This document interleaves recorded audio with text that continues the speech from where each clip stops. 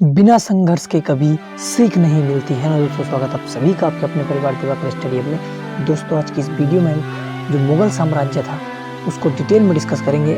आज हम हुमायूं को डिटेल में डिस्कस करेंगे। तो अगर आपने वीडियो पूरा ध्यान से देख लिया तो इस टॉपिक से रिलेटेड आपको कोई दूसरा वीडियो देखने की आवश्यकता नहीं होगी। इस वीडियो में हमने पहले थ्योरी को कवर किया है और लास्ट में हमने प्रीवियस ईयर क्वेश्चन को भी इंक्लूड किया है। तो चलिए बिना देरी किए वीडियो की शुरुआत करते हैं। और वीडियो में आगे बढ़ने से पहले आपको बता दें कि हमने जीके की सभी वीडियो लगभग चैनल पर डाल दी है। अगर आप उनमें अपनी तैयारी को इम्प्रूव करना चाहते हो तो चैनल की प्लेलिस्ट में जाकर के पढ़ सकते हो। चलिए वीडियो की शुरुआत करते हैं। बात की जाए हुमायूं की तो यह 1530 ईस्वी से लेकर 1556 ईस्वी तक इसने शासनकाल किया है। चलिए इसको डिटेल में जानते हैं। नसरुद्दीन हुमायूं 29 दिसंबर 1530 ईस्वी को आगरा में 23 वर्ष की अवस्था में सिंहासन पर बैठा। सिंहासन पर बैठने के समय यह जो यानी सिंहासन पर बैठने से पहले यह जो बद खासा जो था उसका यह सूबेदार था। तो यह मुगल एम्पायर है और इसका पहला संस्थापक जो हुआ तो वो बाबर हुआ। बाबर का जो उत्तराधिकारी हुआ वो होगा हुमायूं। तो हुमायूं का हम आज डिटेल में देख रहे हैं। चलिए आगे बढ़ते हैं। अपने पिता के निर्देश के अनुसार हुमायूं ने अपने राज्य का बंटवारा अपने भाइयों में कर दिया। इसने कामरान को काबुल और कंधार, मिर्जा अस्करी को इसने संभल और जो मिर्जा हिंदाल को इसने अलवर और मेवाड़ की जागीरें दे दी। और साथ ही इसने अपने चचेरे भाई सुलेमान मिर्जा को भी एक जो यहाँ का जो पहले सूबेदार हुआ करता था बद खसा का उसका प्रदेश भी अपने चचेरे भाई को दे दिया। चलिए आगे बढ़ते हैं। और हुमायूं को और इम्पोर्टेंट फैक्ट यहाँ से अक्सर क्वेश्चन पूछा जाता है कि हुमायूं जो है वह ज्योतिष में बहुत विश्वास करता था। इसलिए इसने सप्ताह के जो 7 दिन के लिए अलग अलग कपड़े पहनने का नियम बनाया था। यानी ये 7 दिन अलग अलग रंग के कपड़े पहनता था।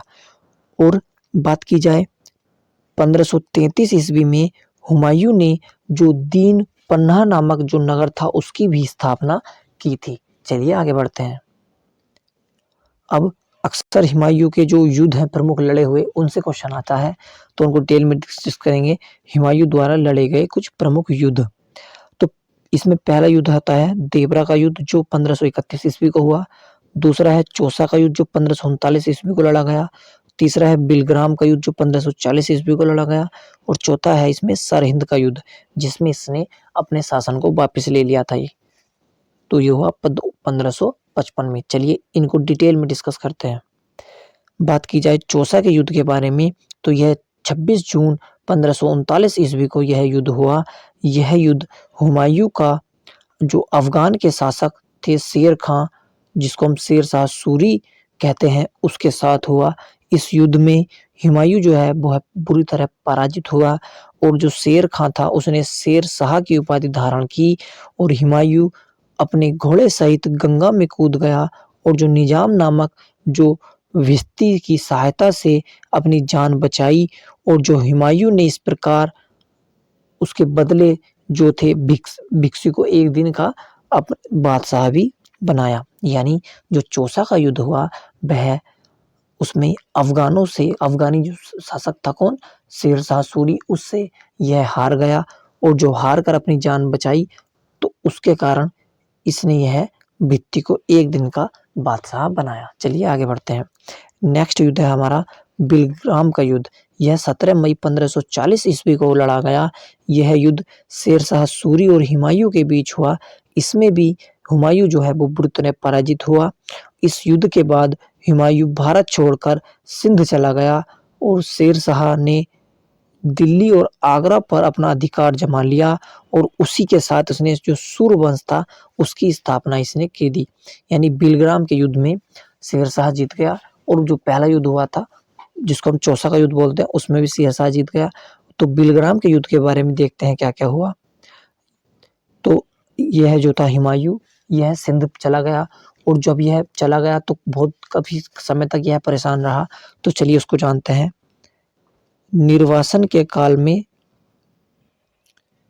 निर्वासन काल में जो हुमायूं था यह किस प्रकार अपना जीवन व्यतीत कर रहा है, चलिए जानते हैं। बिलग्राम के युद्ध में पराजित होने के बाद आरंभ में हुमायूं ने अमरकोट के जो राणा बीरसाल थे उनके यहाँ पर शरण ली। और हुमायूं ने 1541 ईस्वी में जो हमीदा बानो निकाह किया और अमरकोट के ही जो हमीदा बानो ने अकबर को जन्म दिया, यानी अमरकोट के इस घर पर ही अकबर को हमीदा बानो ने जन्म दिया। अमरकोट से हुमायूं ने ईरान के जो शाह थे के शरण ली। और बात की जाए 1545 ईस्वी में हुमायूं ने कंधार और काबुल पर अधिकार कर लिया। और हुमायूं ने 1555 ईस्वी में ईरान के शाह तथा बैरक खां की मदद से सिंहासन पुनः वापिस कर लिया। यानी हुमायूं ने जो अपने जो निर्वास काल था, यानी जब तक शेख शाह सूरी शासन कर रहा था उस समय सिंध चला गया। और जब ये सिंध गया तो इसने जो राणा बीरसाल थे उनके यहाँ पर शरण ली और वहीं पर जाकर हमीदा बानो बेगम से विवाह किया।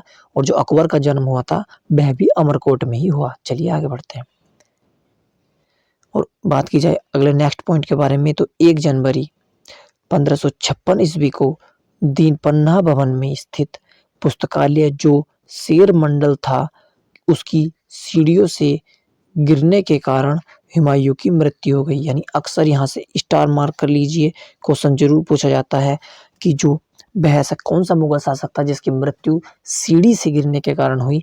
तो इसका राइट आंसर आपका हुमायूं हो जाएगा। हुमायूं के बारे में इतिहासकार जो लेन पुल जो था उसने लिखा कि हुमायूं गिरते पड़ते इस जीवन से मुक्त हो गया, ठीक उसी तरह जिस तरह वह तमाम जिंदगी से अपनी गिरते पड़ते चल रहा था। चलिए आगे बढ़ते हैं। अब यहाँ तक हमने थ्योरी को कवर किया, अब हम प्रीवियस ईयर क्वेश्चन को डिस्कस करते हैं। पहला क्वेश्चन है, मुगल शासक का वह कौन सा शासक था जिसने अपने पिता की आज्ञा पालन करते हुए अपने जो साम्राज्य था उसको बंटवारा किया। तो इसका राइट आंसर हो जाएगा हुमायूं।